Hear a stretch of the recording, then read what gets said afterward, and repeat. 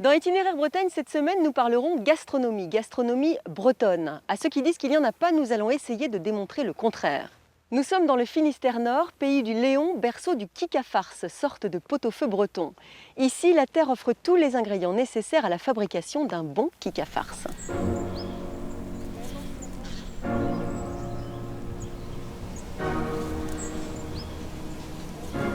Donc là, on a quelques sacs de farine de sarrasin.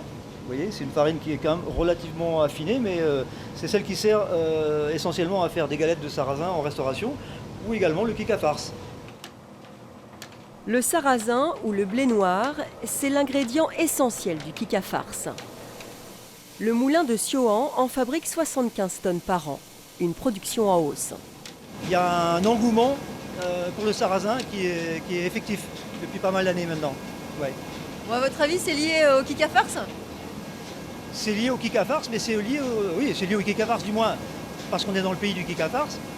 C'est lié également à de nouveaux restaurateurs, de nouveaux cuisiniers qui aussi utilisent maintenant la farine de sarrasin ou même des graines de sarrasin dans des plats. Donc je mets les œufs, la farine et le sel, donc farine de blé noir. Nous sommes à l'hôtel des voyageurs de Plounéventaire, une institution locale. Le kick à farce, c'est tous les jeudis depuis 1964. C'est la recette de grand-mère de 1960, je crois, ou quelque chose comme ça. Donc on m'a dit de surtout ne pas toucher. J'ai dit, moi je connaissais des recettes aussi. Ah non, non, non, c'est ça, point, terminé, c'est comme ça. Bon, bah, on va continuer comme ça. Donc, là, j'ai pas eu mon mot à dire en fait. C'est vraiment typique d'ici. Et après, il n'y a plus qu'à tourner. Il existe à peu près autant de recettes que de familles dans le Léon. Dans ce restaurant, le kick à farce est servi avec du fard noir et du fard blanc sucré. Voilà, il n'y a plus qu'à les mettre en sac.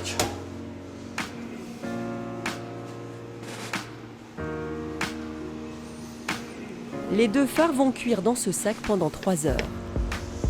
Au bain maintenant. Et voilà, c'est parti.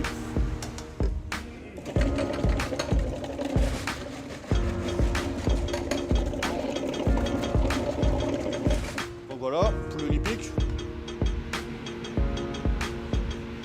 Alors le lipic, c'est de l'oignon confit en fait, si vous voulez. Donc on met du beurre comme ça à fondre et on met des oignons émincés, coupés très fins. Donc pendant, là ça fera 3 heures à midi là, qui seront en train de cuire. C'est le lipig qui donne ce goût si singulier au kick à farce. Il parfume les légumes et les fards et apporte, s'il en manquait, quelques calories supplémentaires. Et donc pour voir si c'est cuit, en général on peut faire avec le doigt et on perce dedans comme ça. Et si la couenne en fait se perce facilement, ça veut dire qu'il est cuit, tout simplement. Là c'est bon. Voilà, là c'est cuit.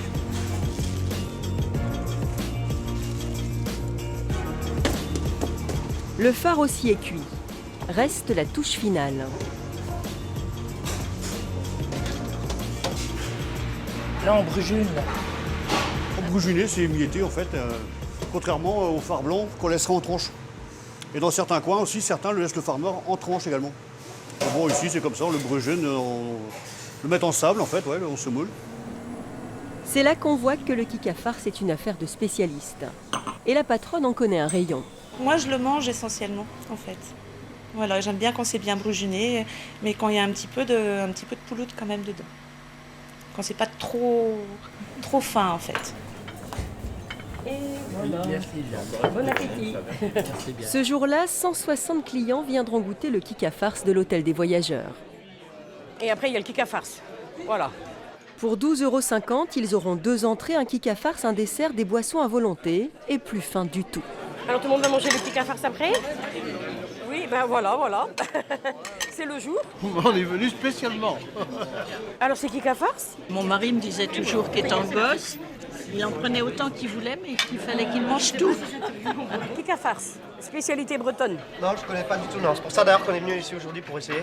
Vu qu'on est venu du Danemark, on a dû essayer la spécialité d'ici, donc voilà, on est venu. Et là Ouais, c'est bien bon. Après, il faut aller travailler, quoi. Ça va être difficile. Assez lourd. Cette semaine, nous avons demandé à nos invités ou spécialistes du kick à farce un souvenir culinaire.